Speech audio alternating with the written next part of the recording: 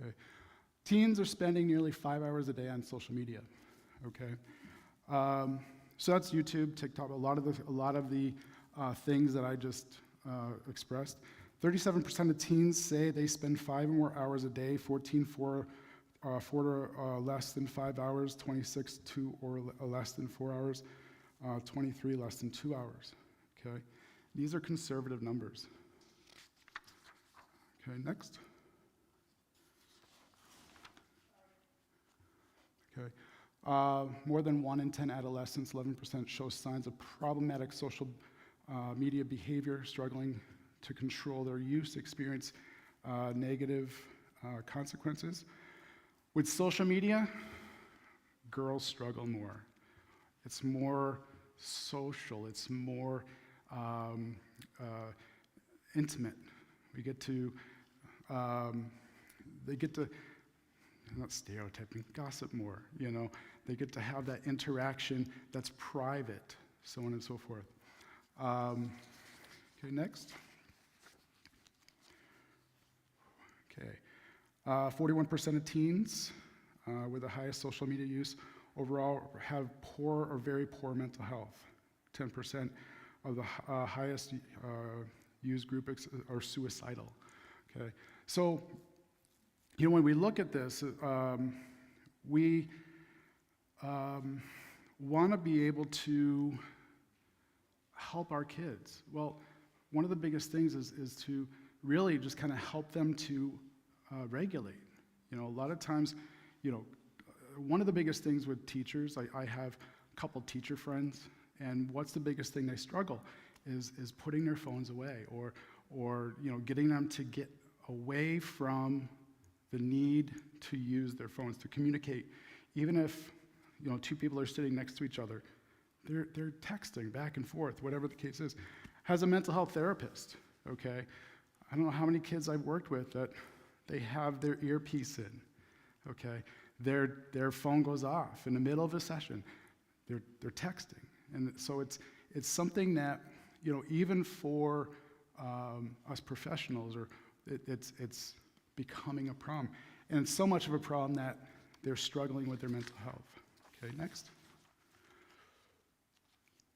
This is going quicker than I thought. 60% of the highest frequently social media users report low parental monitoring and weak parental relationships. Okay, a lot of parents out there say, no problem. You know, all kids do it. Well, that's the problem. No problem, all kids do it.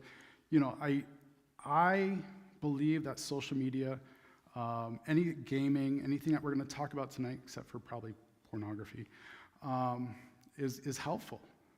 We need it. This is what the future is. But as parents, we need to have relationships with our kids. We need to know what our kids are looking at, okay? 22% of the highest users with poor parental relationships and monitoring express suicide. This is not just a issue. Our kids are really suffering, and they're lonely, they're scared. And again, this is a good thing. Technology is phenomenal, but when it's misused or it's not monitored, it can be a dangerous thing. So, let's see. Next, please. An estimated 210 million people suffer from social media or internet addiction. 10% of Americans are considered addicted to social media. 50% of teenagers in the US are feeling addicted to social media. Okay, it's a problem for everyone. Well, tonight I'm going to focus again a lot on what parents can do for their kids. But how many of us can sit there and say, you know what, I look at my phone too much? Or we're modeling that behavior. You know, the kids are doing their thing, and what are we doing? We're playing our video games, we're Facebook, whatever the case. I'm guilty. I do it too. So, next. Strong parental relationships and monitoring significantly cut the risk of mental health problems, okay? Get involved, get involved. And again, that's something that's really important, because statistics show, and these are statistics from the American Psychological Association and other areas, that if the parent just pays attention and talks, is involved with, hey, what's going on with your phone? What's going on with your friends? Then the mental health problems decrease dramatically. Okay. Next, disadvantages of social media. Oh, okay. Well, I meant to switch a couple slides. So, disadvantages of social media, distraction. Okay. Let me get to that page here. Social media was created for enjoyment, but it can be used to, like, even as adults, we use it to avoid. I don't feel like dealing with work. I don't feel like dealing with life. My spouse is annoying me. Whatever the case.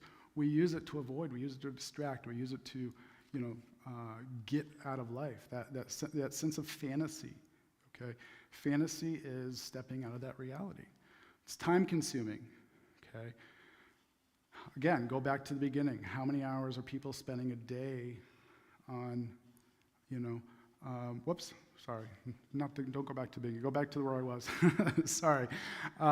Health issues. I'm just going to get into some a little bit later down. Physical issues, the not moving, getting obesity and thumbs. Thumbs are, I was actually reading a study. Thumbs are changing. It's an adaptation. Cyberbullying, real-world connections. We don't connect anymore. I see that a lot in my practice, trying to talk to a kid and they don't have the ability to hold conversations. If I sat there in a session texting them, they'd be like, this is great, but hey, how you feeling? Well, what's going on in your phone? Oh, well, let me tell you. Okay, next. All right, questions about social media?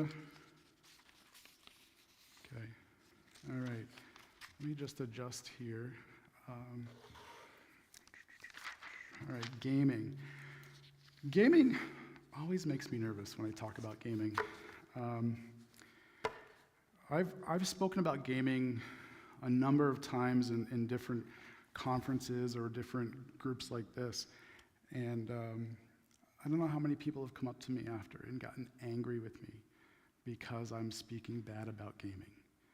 And how could you say that gaming can be addictive? How can you say that gaming's a bad thing? It's my social connection. Absolutely right. Gaming it can be a good thing, just like everything else. But gaming it's addictive. And the World Health Organization, I think it was 2 or 3 years ago, actually made gaming, and the American Psychological Association has actually added gaming into the DSM. Okay, so gaming, playing an electronic video game on a PC, console, smartphone. You play solo, cooperatively with friends, competitively. Okay, so you have the massively multiplayer online. This is where I could be playing with somebody in Japan and my friend next door. Okay, excuse me. There's considered casual users, those who may, play a couple minutes a day, a couple hours a day, all the way to professional gamers. I mean, these are people that make a living on gaming, and it must be nice. And then it's not just a couple bucks. I mean, these are multimillionaires, Upcoming, this is, again, going to what's coming down the future. Metaverse, excuse me, virtual reality technology, interaction with a computer-generated environment with each other in real time. virtual reality, it's here. It's only getting better, okay? You add AI to that, it's gonna be a dangerous thing. I'll explain a little bit more about that when we talk about porn. It's gonna change the world of porn. Okay, next. Gaming implications, physical issues, sedentary behavior, poor posture, eye strain, regardless of age or gender. People who play the video games continuously more than 3 hours have eye fatigue, wrist, hand, back, neck, thumb, mental health concerns. You know, you're gonna see with social media, gaming, sexting, porn, what's the anxiety, depression, addiction, anxiety, depression, addiction. This is the key to one of the things that I want to bring tonight to you guys is how much it's impacting us. Now, I'm biased. I'm a mental health therapist, so I work with that stuff on a daily basis. So, academic performance, I'd rather play games than, you know, do my college course. Work too. We can call in today because I'm gonna win this level, whatever the case. So, all right, next. Social isolation. This is huge. Now, this is one of the biggest areas that I think I face with kids is, you know, kids that struggle with gaming is the social isolation. Now, they can feel that they're connected to the world. They are connected to the world. But where are they connected to the world? Staring at a screen in their bedroom, in their living room, okay? And, you know, it's very limited. On, you know, there's still that isolation. It's, you know, we don't know how to have a face-to-face if we're, you know, associating with the world through a screen. And a lot of times, they don't even know what these people look like because they're focused in the game. They know what their avatar looks like, but they don't know what the person looks like. Financial cost, violent and desensitization of content. Now, that's a controversial issue. Some people will say that's crap. Other people will say that's 100% right on. Sleep disturbance. People will spend hours and hours into the night. I have somebody that I worked with who was addicted to gaming, was so involved in the game, it was 36 hours straight. And he didn't even realize it. He's like, I didn't realize it was 36 hours. So, next. 8% of U.S. teens play video games meet the clinical criteria for gaming addiction, which I said is new for American Psychiatric Association and World Health Organization. Increased by 30% in the past decade. Males are 3 times more likely than females. Okay, next. Okay, next.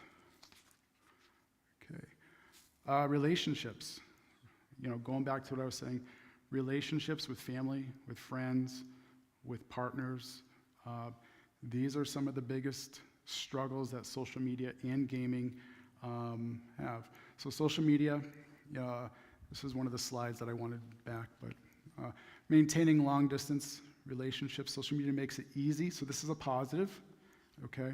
Building new connections, you know, how many of my friends may have met their spouse online? Solid relationships, but, you know, expressing and sharing, you know. So I think one of the biggest things that I use social media for, with a lot of the people that struggle with addiction, is, you know, different 12-step meetings or groups. So like if, you know, treatment groups, whether it be gambling groups or, you know, groups of people that struggle with pornography, you can pretty much find any group that you need online. And now, especially since COVID, now they're online and you can actually see people. So there's a benefit to that. Moderation. Next. negative, again, we're going to kind of going into superficial interactions. Again, what are we missing? Conflict and miscommunication, okay? How many parents don't know how or can't communicate with their child, okay? Why? Because their child is not present. Or, parents, we're not present because we're looking at our phone, so we don't communicate. Or when we do communicate, there's anger, there's frustration, or there's withdrawal, I think it was like, 3 or 4 weeks ago, I was at Aldi's, and there was a kid just walking, I'm assuming gaming, I don't know, but mom said, put the phone away. No, put the phone away. F you. Put the phone away. Started throwing stuff. Okay, well that is obviously one of the problems, and that's obviously an early sign of addiction. It was probably like 12, 13, I think. So neglecting face-to-face relationships. Again, I kind of already went over that, so next. Okay. For gaming, a lot of similar things. Bonding, okay, is a positive, inclusive communities, social skill development, next. And then again, similar, isolation, toxic interactions. This is an area that we really have to pay attention with our teens, because these people are talking to other people, and a lot of times these kids are getting, well, anything to the extreme, trafficked, or just they're meeting people that are not who they say they are. They're meeting people who can manipulate, can take advantage of, okay? Whether that be financial, whether that be sexual, whether that be through sexting or whatever the case is. So toxic interactions is one of the biggest things that we need to pay attention to. Social media as well as gaming. And conflict with loved ones, we talked about that already. Next. Okay. Like I said, addiction is going to be one of the things that I really look at in different places. At the end of closer to the end, we're going to actually go through what addiction looks like, the steps, or the symptoms of addiction. But for social media, one of the biggest things with social media, especially for our adolescents, is the fear of missing out. Okay, and who's saying what? What are they saying about me? Who's dating who? American Psychological Association noted that excessive compulsive media can exhibit features of addiction similar to gambling or gaming disorder. Okay, let me just catch up here in my notes. Okay, and then the ICD-11, which I think we're at 10 right now. Yeah, is coming out with the gaming disorder, and there's actually a question as to if they're going to be coming out with either a technology disorder and or a pornography disorder too. It probably won't be, with what I've been reading, probably won't be in the next one, but maybe like the ICD-12, the, what's the book? The book, DSM, thank you. DSM coming down the road too, so, all right. Questions about social media gaming. Okay, now this is the place where we're going to start to get into probably a little bit more areas that are a little bit more sensitive. So I don't see any kids here. Yes? Quick question. Yeah. What does it indicate emotionally, psychologically, if someone has no interest in games like me? Oh, sorry. You're No, seriously, it's like I see throughout my family and all over the world. Yeah. Gaming. Nobody interested. Doesn't interest me at all. Doesn't interest me. I wasn't,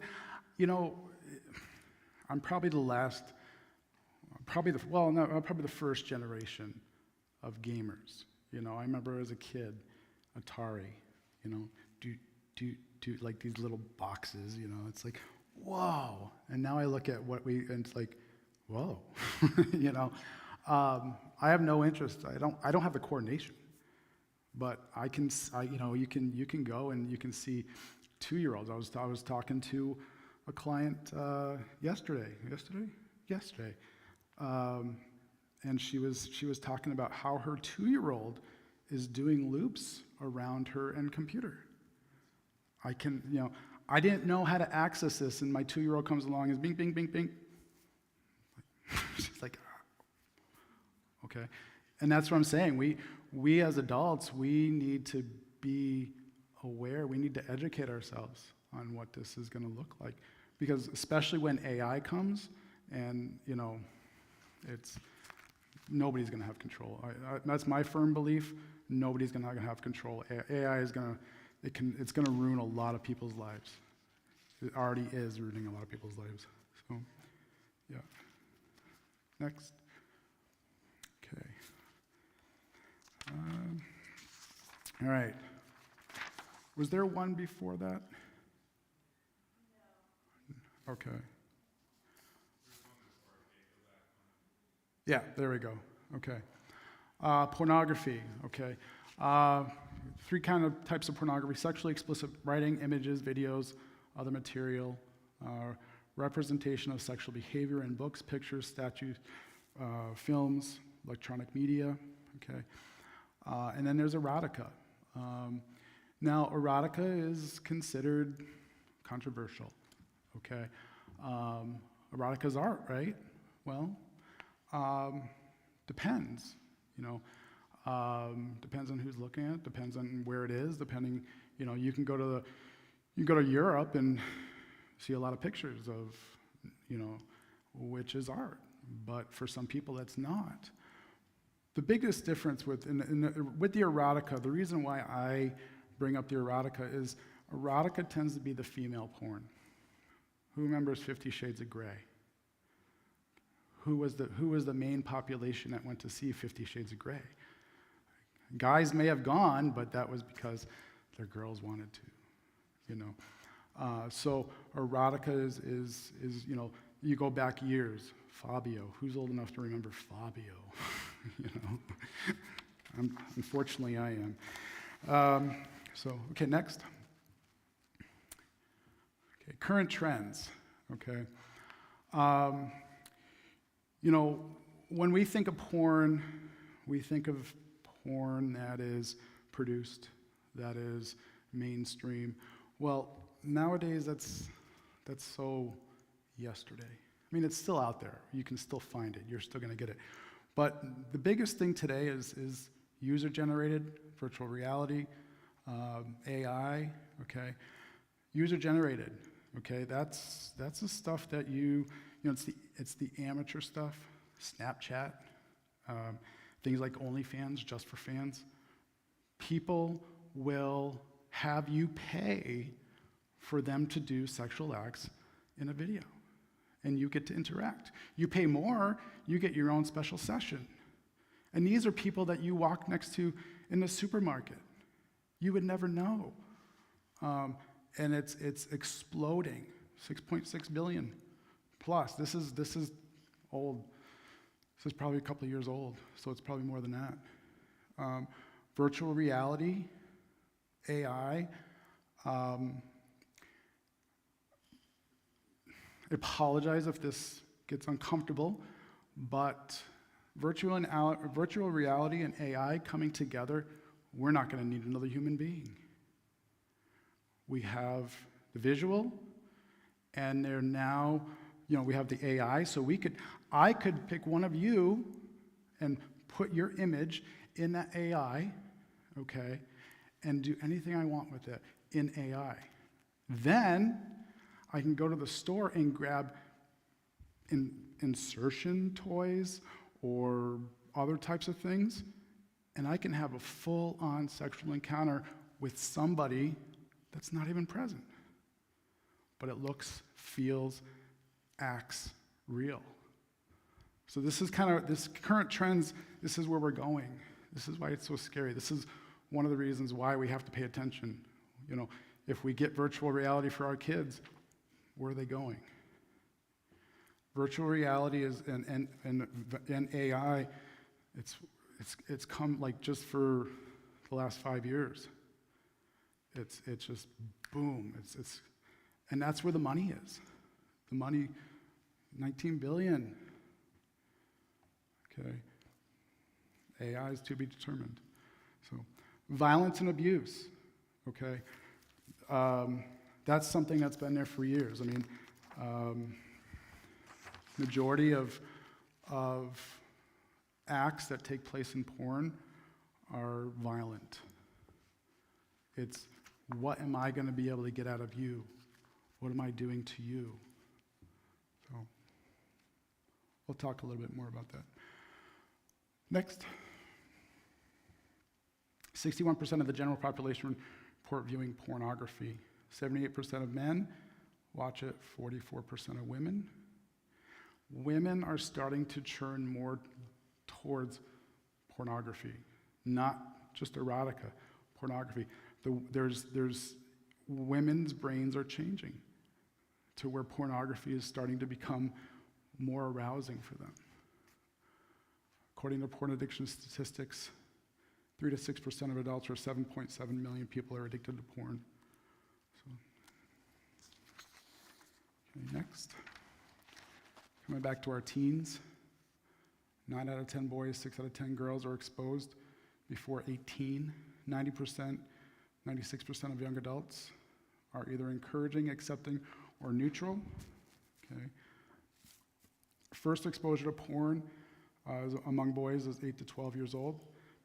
There's I know 8 to 12 is a big, but I've seen statistics where they've 8. I've seen 12. So I'm going to go with 8. 15% of boys and 9% of girls have seen child pornography. 20% of 16-year-olds, 30% of 17-year-olds have received or sent sexts, 73% have consumed pornography. And these are statistics that are just out there. The APA, couple other sites that, if you want to, Covenant Eyes. Covenant Eyes has a lot of information out there for parents. There's also another website out there, it's called Fight the New Drug. Phenomenal website. Okay, next. Adolescent porn stats. 54% of males, 71% of teens have done something to hide online from their parents. And this is, again, paying attention to where your kids are, knowing where your kids are, having conversations. First exposures, okay. Some of these slides, I've given this talk, a lot of this talk already, so I've put some slides together, so if there's repeat, please forgive me. 64% of males, 18% of females in college look at porn multiple times a week.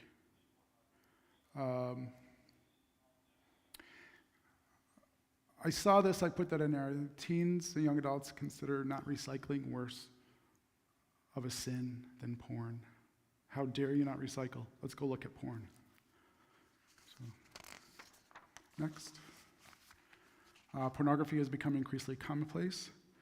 However, there's hope. I find this to have hope. Millennials, my generation, I'm Gen X. I think probably most of us are Gen X or millennial here. I don't know. But Gen Zs, okay, they're starting to see the impacts of porn. They're starting to see, how porn is impacting each other. They're still doing it, but 41% of teens say it's wrong. The bottom, half teens say they feel guilty or ashamed in watching porn. That guilt, that shame, is what leads to addiction. We'll come back to that. Next. Next. Oh, there we go. Porn. Unrealistic expectations. I'm going to spend a couple minutes on this. Ruins healthy sexuality, misogynistic, desensitizes sexual dysfunction, and then decreases committed relationship. This slide here, I could spend 3 hours on. This is what I work with on a daily basis. This slide here is what's ruining lives, okay, ruining marriages. Unrealistic expectations, it ruins what healthy sex is, okay? Real sex becomes boring sex. Why? Because it's more exciting on the video or whatever. Going back to, porn being violent. It's very misogynistic.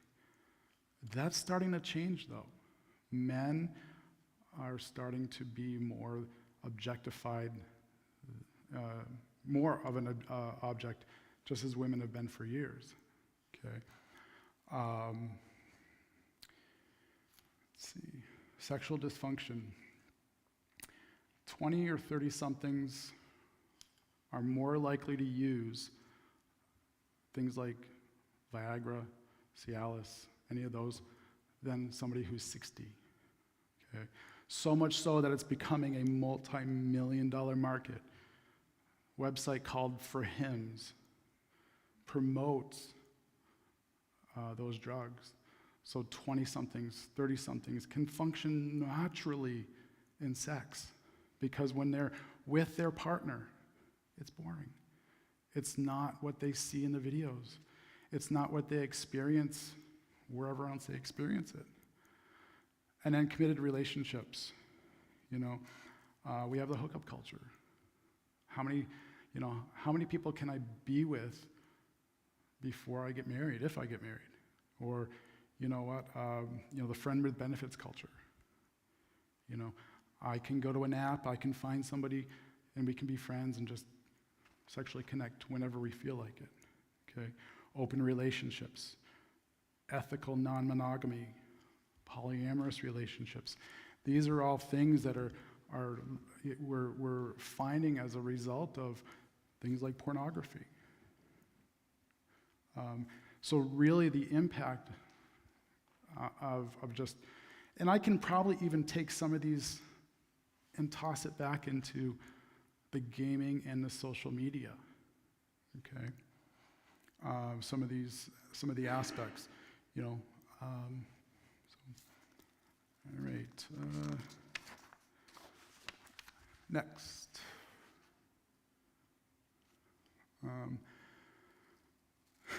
We go back to 60s. We thought the 60s were sexual revolution. Woohoo, power to the people. Well, now we look at sex is becoming less about relationship, more about meaningless behavior. It's permeated our culture. Whoops, I apologize about that. It's everywhere. How we can't even watch a football game, basketball game, sometimes cartoons. Next. Okay. Young people's sexual culture involves negotiating a mixture of biological changes, peer pressure, conflicting parental messages, and the power of a broader cultural message that shapes the expectations of our sexual health and combined with the rest of their sexual culture, pleasure, stigma, behaviors. Okay, next.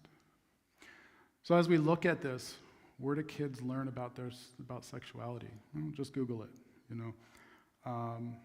Kids will prefer to go to the internet to find out about sex. Well, type in the word sex in Google, see what you come up with, okay? Don't. Or at least have a filter. Kids are overwhelmingly confused by a variety of information, okay? It's rapidly changing apps, social media, okay? Most information regarding sex by adolescents are sought after the fact. Uh-oh, what did I just do? Uh-oh, why do I feel like that? Uh-oh, am I pregnant? Next.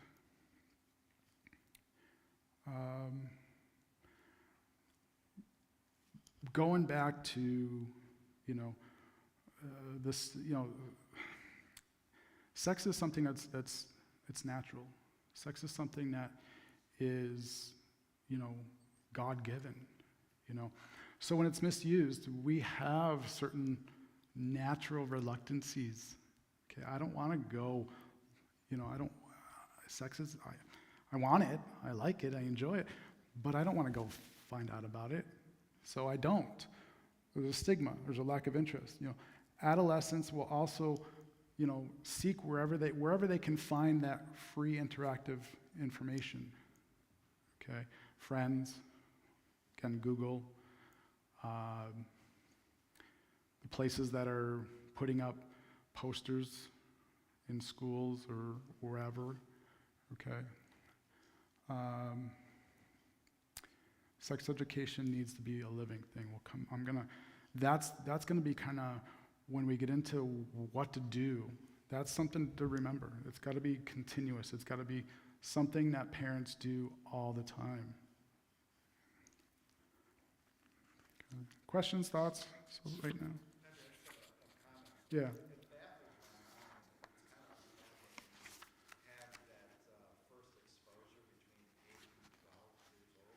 Yeah. I think of Jenna Reamersma, who does IFS in Christian settings, and she says that it's not if, it's when, Right. right? Right. So it's like kind of training our mind that, we can't try to avoid having these conversations. The young ones are already there. Right. So we need to get there so that we can be with them. We look at commercials today compared to commercials 20 years ago. We all just watch a Super Bowl. We all just, we watch any football game or whatever. And yeah, I'm picking on sports because sports, there's a lot of stuff in sports that our kids, they watch sports. Sports are healthy. Sports are great. But the commercials or everything that goes along with the sports, they're being exposed. If we look at what our 2-year-olds, our 3-year-olds, or 5-year-olds are being exposed to today, years ago would be unheard of. So we already are willingly and openly allowing our kids to be exposed to pornography. For their mind, a 2-year-old doesn't know how to process the half-dressed cheerleader or the sexy beer commercial. They don't know how to process it. And it's coupled with making money too. 100%. Because,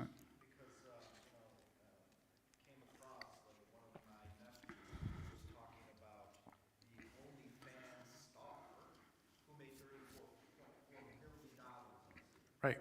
So, it's a way to make money and produce too. Right. I think this just came out within the last couple weeks. I don't remember his name. The guy that killed the CEO of United Healthcare. He had OnlyFans page. Since he was arrested, he's a millionaire. Millionaire, because he's a pretty boy. Pretty, I guess I probably shouldn't have said that, but he's handsome. All the girls love him. Yes. Another just comment piggybacking off of that, Justin and I had somebody to come and talk about porn at the last church we were at, and I think the stats that really shocked us is we were finding ages even younger than yes, 8 is the average, right? But there are many, many, many kids, and I think there's so many kids that our kids go to school with, where we know the absentness of their families, we know the addictions that exist in a lot of them, and they're seeing it at 5, 6, 7. Mm-hmm. We see that average, but we have to remember our kids can easily see that at 2 years old. Right. And it's also, I think, a stat, at least we heard this that night, is it's not just your mainstream or typical porn that they're seeing on their first interaction. Oftentimes it's violent porn on Right. their first interaction with it. Right. And so if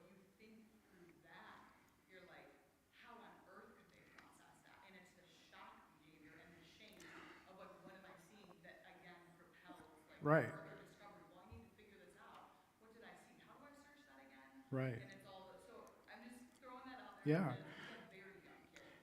And we're like always thinking, okay, when and how do we have this conversation? Right. And yeah. You know, and that's just it. The young mind,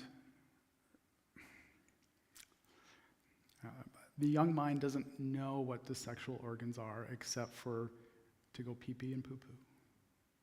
Yet they see these adult images and they compare, or they say, "Wow."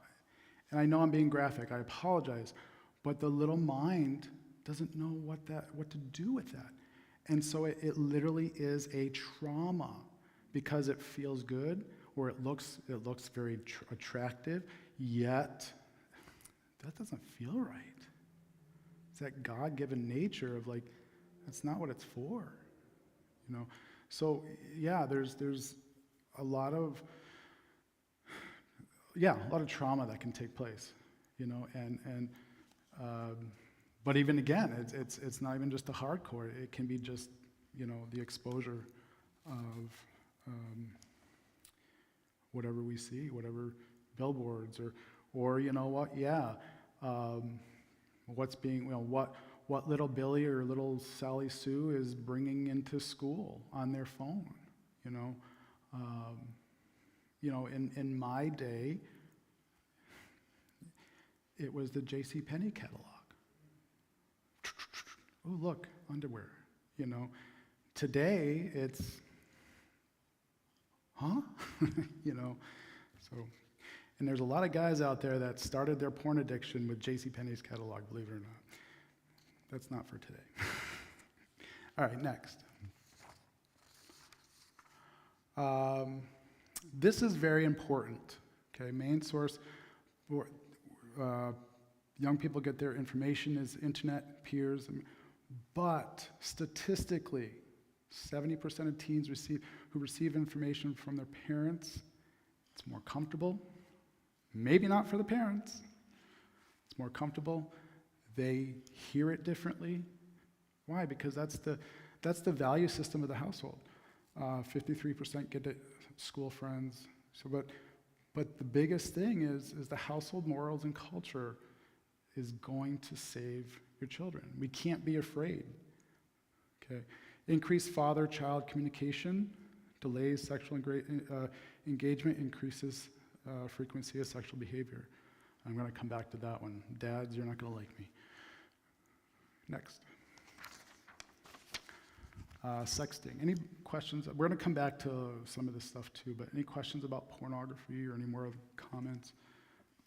Again, pornography sounds bad. Pornography is my world. I talk about it every day, but I can spend hours on that. Sexting. Sending or posting sexual, suggestive, nude or nearly nude photos of videos of oneself or other people, sexual acts. These are conservative estimates. 27% of high school-aged teens, 30% of college have sexted. 4% of 12-year-olds, 60% of adolescents, 13 to 18, have been asked for explicit photos. More than just their friends. How many people are they talking to that, you know, the guy up the road or the guy who's talking to them through gaming or whatever the case is? Gaming, believe it or not, there's a lot of people who have sexual interactions, sometimes the first time through gaming. 30% of those, have created a sex, 30%. 2 sent it to someone, 28 sent it to someone they did not know. 70% of these are boyfriend, girlfriends. So even if they're so cute together, well, they may be sexting. Sending nudes or explicit material is more common in girls. I have a question for the officer. Do you know anything about the child porn laws? Is it still illegal, or is it still considered child porn if teenagers send pictures to each other?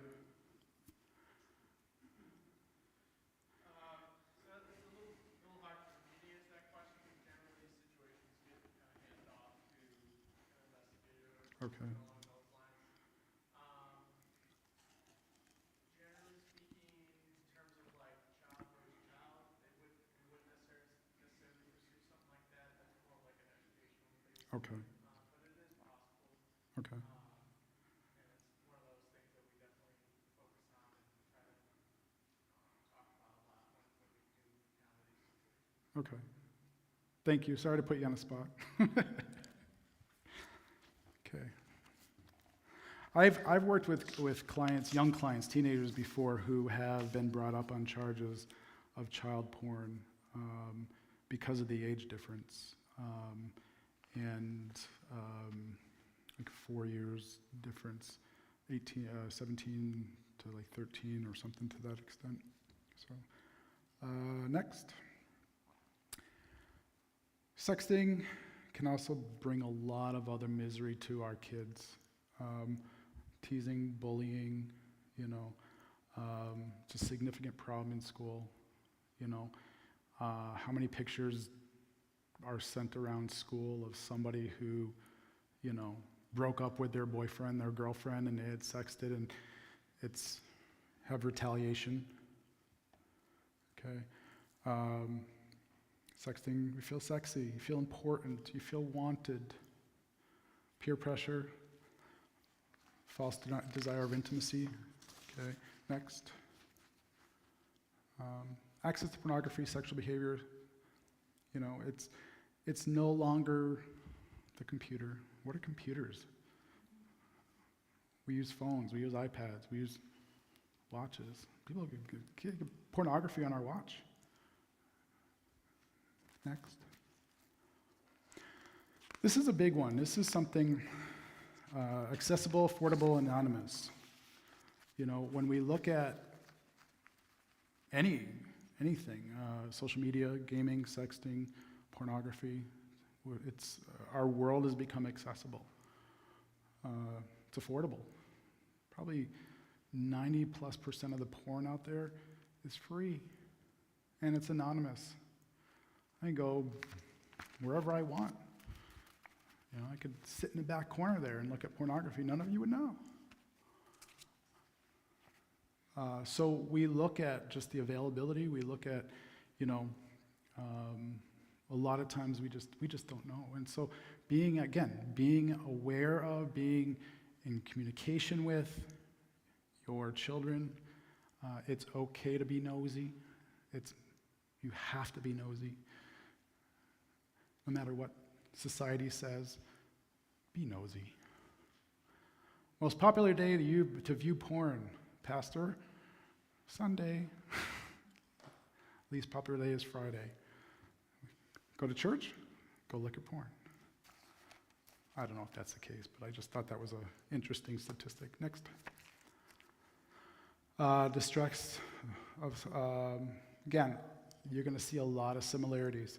Suicide risk, depression, bullying, isolation, ruined reputation. Okay. One of the biggest things is our adolescents don't, even on Snapchat, disappears. It's gone. It's there forever, and it can be used against you. That's going to be worse with AI because, I know there's a lot of people that are taking down pictures of their kids on Facebook or on Instagram. I've started. My daughter, that was years ago. Why? Because with AI, I can take this body and put this head on it and then ruin somebody's life. It's happening to movie stars every day. Happening to a lot of, I think there's, out in Texas, there was a governmental official. Life was ruined. It was, completely AI generated. Laws have not caught up with AI. Laws have not even considered AI. Laws are promoting AI, actually. Next. Sexual addiction. Okay. Questions before we get into this? Any thoughts? Okay. It's great having this small group we get to talk. Addiction is primary a chronic disease of the brain, reward, motivation, and related circuitry. Okay. This individual pathological pursuing reward, relief by a substance use, and other behaviors. Pathological relationship with a mood-altering sexual behavior, and this is any behavior, okay? Gaming, social media, gambling, eating, shopping, in which the relationship becomes more important than relationships with other people and progressing to the point where they needed to feel normal. However, it creates isolation and loneliness. You know, one of the things when I work with a lot of, not just sex addicts, porn addicts, but I work with a lot of processing. So processing addicts are people who struggle with gambling or shopping. You know, you have the chemical addiction, you have emotional addictions, you have attachment addictions. So I work mostly with the processing addiction in my practice. So, you know, one of the things when we become addicted, that behavior, chemical, whatever, becomes more important than your spouse, than your children, than those who you love the most. It's, you know, the porn or the behavior is not the mistress. The people you love become a mistress to the behavior. Next. Again, this is the, you know, I talk a lot about this, but I can add any addiction, social media, gaming, with this. So sexual behaviors, gaming behaviors, neural pathways that create attachment behavioral, neurochemicals. It's a firework effect. Okay, I get high. Okay, you know, when we look at the behavior, what we want is we want to step into a fantasy. We want to step into an altered world. If I look at porn, then I will feel good. If I eat the bag of potato chips, then I feel satiated. If I drink the glass of wine, I will feel relaxed. And so what happens is when we start that behavior, if we're addicted, we're dependent, brain, and then we go into that fantasy world. This feels good. This is great. I feel so relaxed with this wine. Let's have another one. Okay, next. Chemical. These are all the chemicals that impact us, you know. When we step out of that reality, you know, we can step into that fantasy of what we want, how we want, when we want, who we want, if we want, for how long we want, okay? And we can find it tomorrow, we can find it yesterday, we can find it today, you know. And if we're not in that, we're bored. We're not feeling good. We're feeling down. We're feeling shame. We're feeling less. We feel crappy. So what do? We go back. And this is part of the reason why.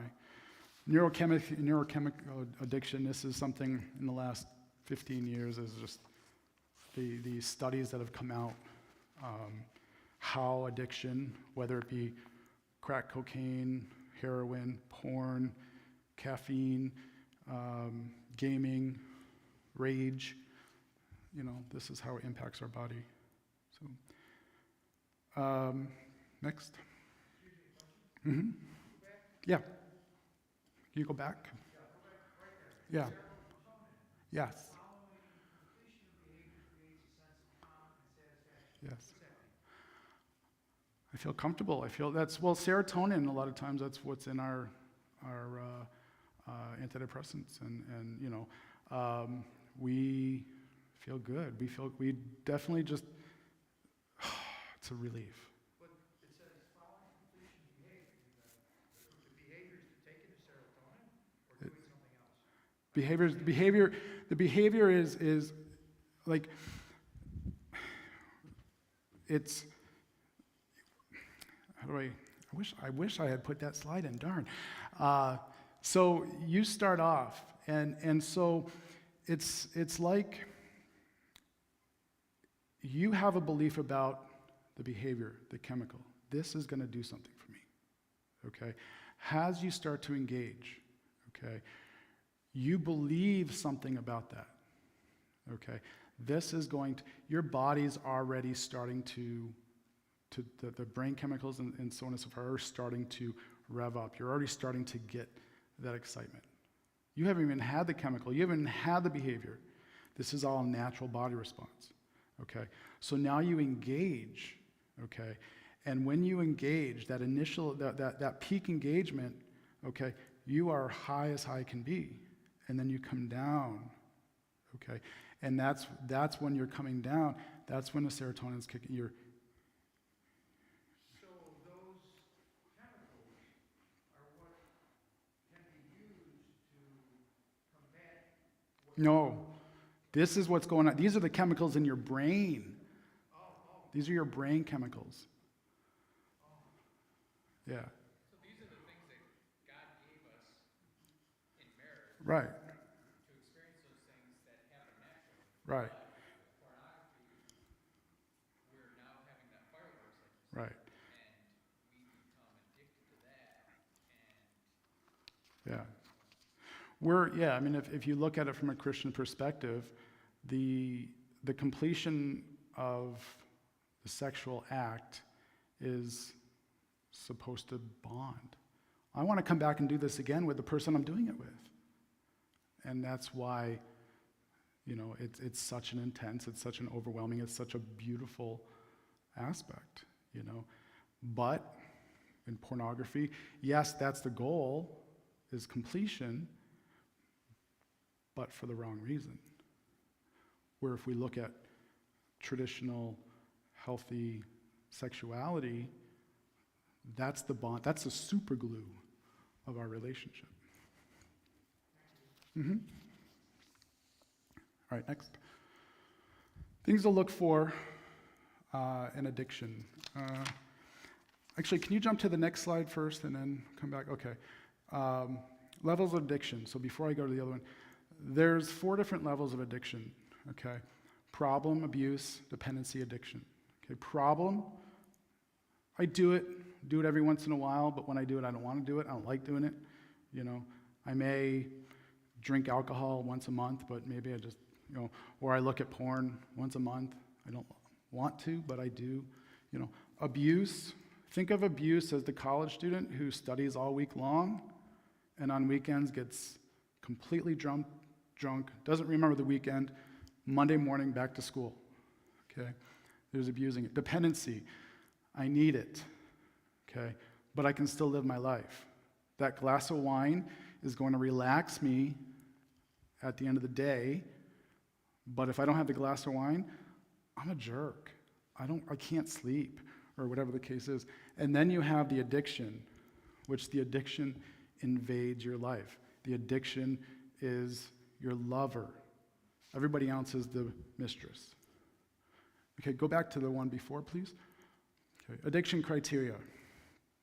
This is general understood addiction criteria for just about every addiction out there. Loss of control, so frequency, I need it, I want it. Compulsive behavior, okay, obsession, unsuccessful effort to stop, so like a binge purge, I can stop for 2 weeks and then I jump back into it, okay. Escalation, JCPenney's at the age of 8, JCPenney catalog at the age of 8, hardcore same-sex, child porn, whatever the case is, at the age of 30. Preoccupation, okay, live my life for it. Inability to fulfill obligations, I'm going to call into work, whatever the case is. Losses, okay, denial, okay. Continue. All right. So I was hoping to have more time. Go 2. Or what if my child struggles? Somebody up there? What if my child struggles? It should be 2 from this. There we go. Okay. So this is where I wanted to spend a lot of my time, but I got caught up. Okay. The biggest thing with this is, as parents, we need to not freak out. Okay. As you can see with the statistics, it's not if, it's when. Okay. Don't shame, nor, but don't normalize. The last thing you want to say is sinner, or how dare you, or what's the matter with you, or whatever the case is. Do your best to dialogue. Get the facts. What's going on? Okay? Kids are going to be resistant. They're not going to want to tell you anything. Okay? Educate yourself. We've talked about that. This is a big one. Deal with your own stuff. Okay? Parents are addicts. Kids are addicts. Parents struggle. Kids struggle. Okay? It's not 100%, but you have to deal with your own stuff. You can't, there's a lot of times in which I have, parents who are struggling with porn themselves uncontrollably, and they get upset because their kids are, or alcohol, or whatever the case is. Model, be firm, okay? Their future depends on it. Don't be abusive parents, but be firm, okay? Most addiction of pornography and media starts in adolescent years. Okay. Next. Don't freak out. Most parents are caught off guard. Okay. Mom versus dad. This is something that if I could spend hours just on this one. When things like pornography or addictions surface, dad books, or dad was never there from the beginning. And I'm not picking on dads. This is not. I don't know how many mothers come to me in tears, crying. Okay, my son, so and so, has found porn or whatever. Where's dad? Work. Okay, dad has to be, statistically, dad has to be involved in this. I hate to say this, but dad probably runs because dad's struggling. Dad doesn't want to deal with his stuff. And I'm not picking on men. This is what I see. If I don't know how many, like I said, I don't know how many mothers are trying to control or trying to manage their son's porn addiction, social media addiction, and dad just, for the mother compared to the father, the mother, when dealing with this, it hits the mother so much different emotionally, mentally, relationally than it does the father. Okay, that's why it's so intense for the mom. It's overwhelming. Mom doesn't think this way. Mom doesn't know what this is. Gross to mom if it's pornography or whatever. Okay, and so we really have to, have dad step in to protect, to model, to love. And that's more and more statistically, one of the biggest things. Embrace your discomfort. Welcome to parenting. One of the biggest things that I often hear too is, you get the question, Mom, Dad, what's sex? Oh my gosh. Mom's passed out on the floor. Dad's like, I don't know. Okay. Let's go to the library, or let's look at. We get the stack of read these. No, we have to have that conversation. Making sure that you have a healthy sex education to your values. Don't let the schools do it. Schools, they suck at it. I'm going to be honest, they suck at it. Sorry for any educators, but it's okay to not be perfect. So going for the long game. Right. Next. Denial. Understanding our kids are being taught the opposite. A promise is not enough. If our kids are fully struggling with this, they're going to lie, they're going to cover up, they're going to manipulate, they're going to, do whatever they can because of their fear and shame, whether it be to protect themselves, whether it be protect you, whether it be not to get in trouble, whether for whatever reason. They're not going to necessarily tell you. So being able to work with them to de-shame it. De-shaming is not approving of it. De-shaming is loving them and making sure that they walk away not feeling as a bad person trying to get good, but an unhealthy person trying to become healthy. Understanding the access points, times, places, looking for secondary. You're going to take away your phone. Okay, well, Billy Bob has 3 others that he's letting me borrow.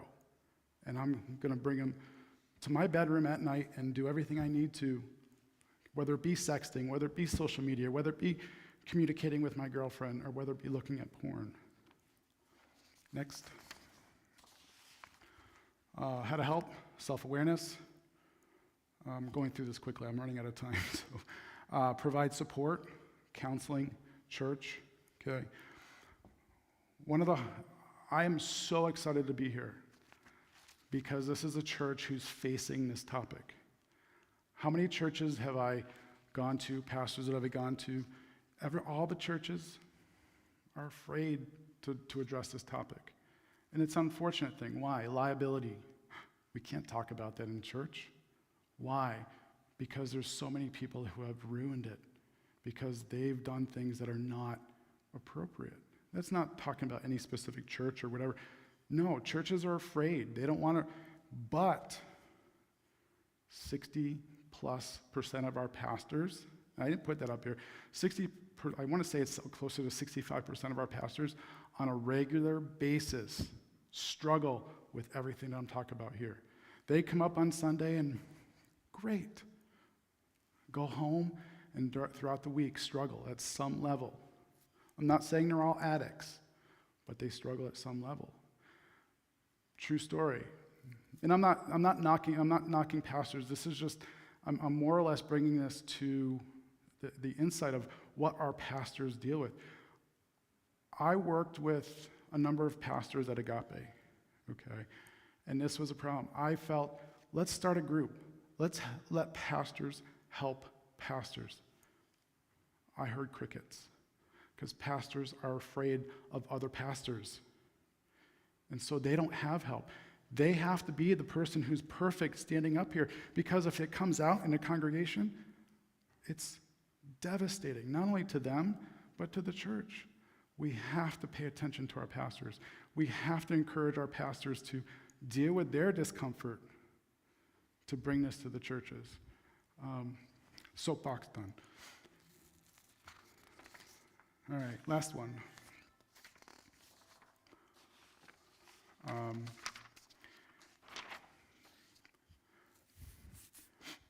One before, I'm sorry, the goal is to help them live in the world, not of the world. And I think that's the biggest thing. We are not going to get rid of this. This is not gone anytime soon. We are not going to be able to control it. The only thing we can do is help our children live with it. Not approve of it, not accept it, not say, it's okay, but learn for them to live with it. You know, when I work with a lot of, sex addicts, porn addicts, other addicts, I teach them to manage their addiction in a world where they experience their addiction. We're never going to not think about what we saw before. We're never not going to be exposed. We're never, I often use the potato chip effect. I love potato chips. Who knows what a Dorito tastes like? Everybody, okay? So you eat too many bags of Doritos. I don't want to eat Doritos anymore, okay? Well, I can do one of many different things. Okay, well, I can't eat Doritos. I can't go to Wegmans. Why? There's Doritos in that building. Okay, some people try to stop their addiction that way. Okay, well, I can go to Wegmans, but there's that dreaded potato chip aisle. I'm going to have to just completely run away and avoid that. Okay, well, then I need something on the opposite side of the potato chips in the potato chip aisle. There's Doritos. What do I do? I could ask the little old lady in the shopping cart, can you go get, no. Or I can say, you know what, there's Doritos there. And I have to be able to say, I'm okay with those Doritos being there. I remember what the Doritos taste like, and I certainly want those Doritos, but I can walk down that aisle and I can say, nope, grab what I want, walk down the aisle. And ultimately, that's where we want to bring our kids, It's not that we want to say Wegmans is off limits, because these are our future. And these are only getting more and more. Who has a flip phone? Okay. And so it's looking at that and just saying, we have to teach our kids to live with the Doritos, to go to Wegmans and go down a chip aisle.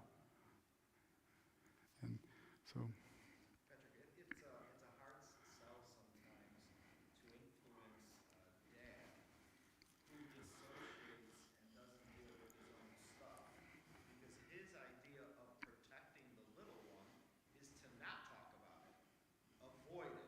Don't you dare mention that term, but in the meantime, they're over there scrolling, right. And so it's like the call, the exhortation to fathers is, don't be afraid. Deal with your stuff so that you can parent. Shame. Yeah, it's shame.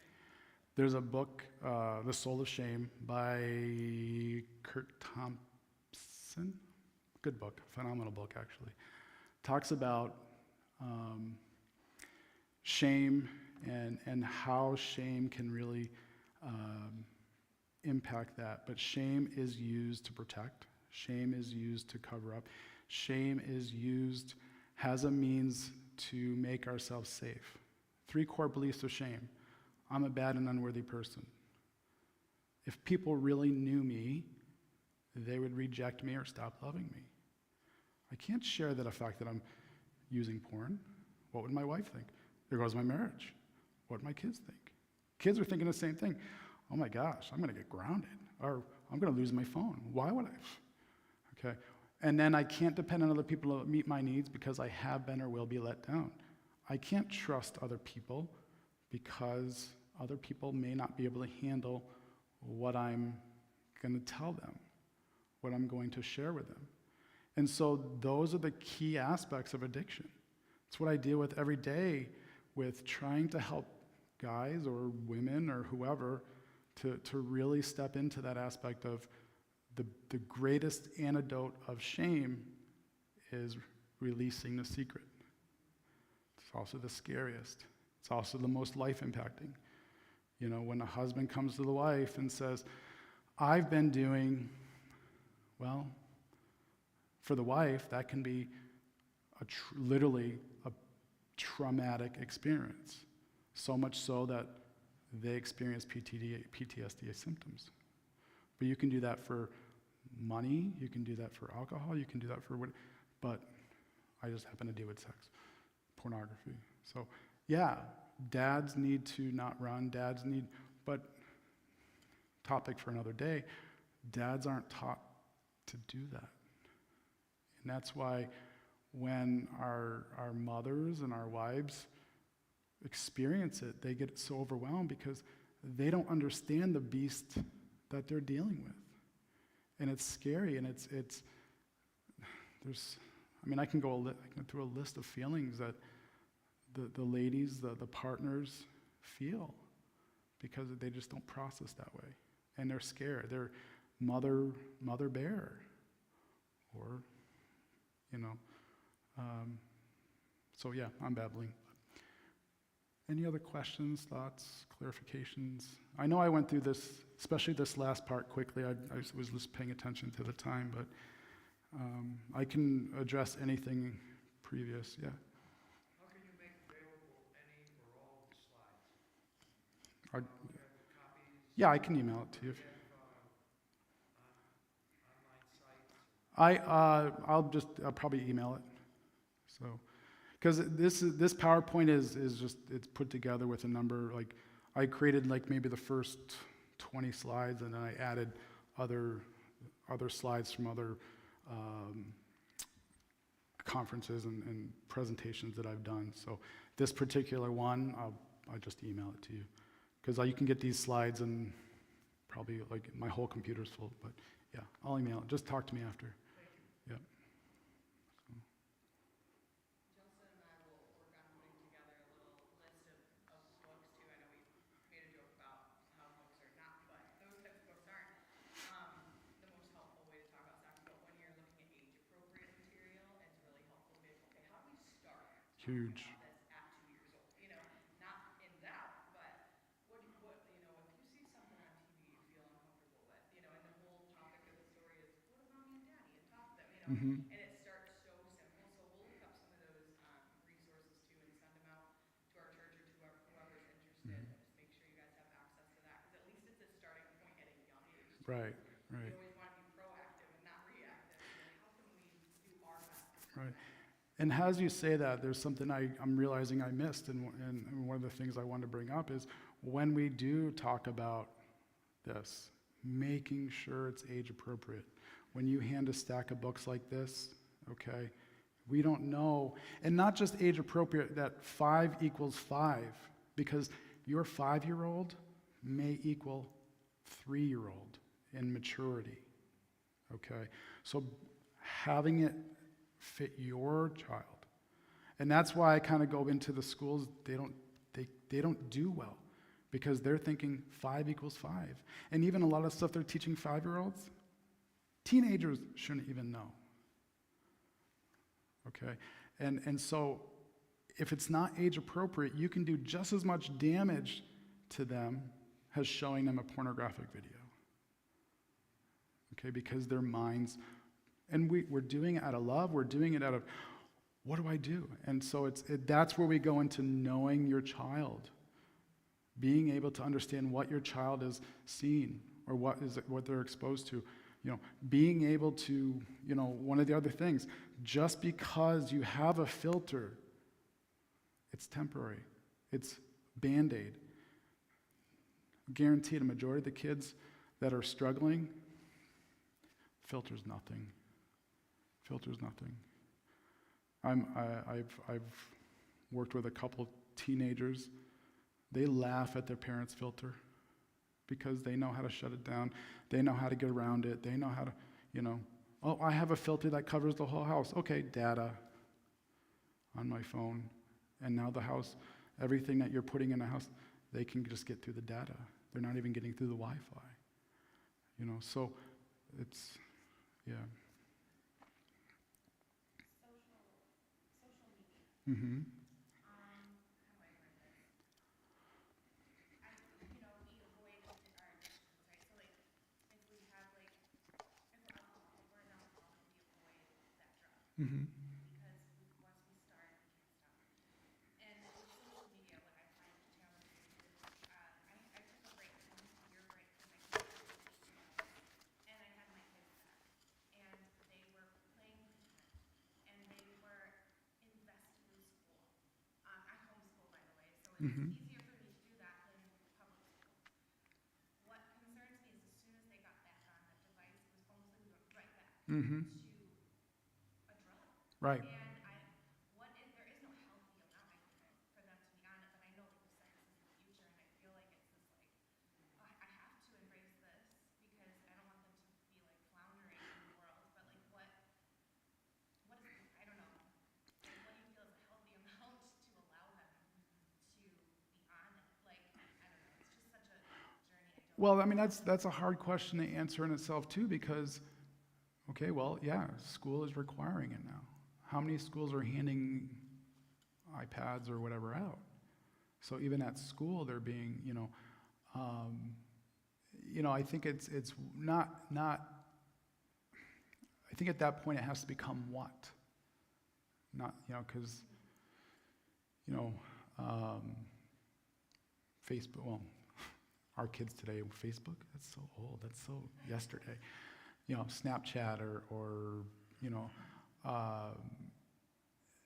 it's those things, but it's also being able to have access or have the relationship, which a lot of parents are afraid of because kids react.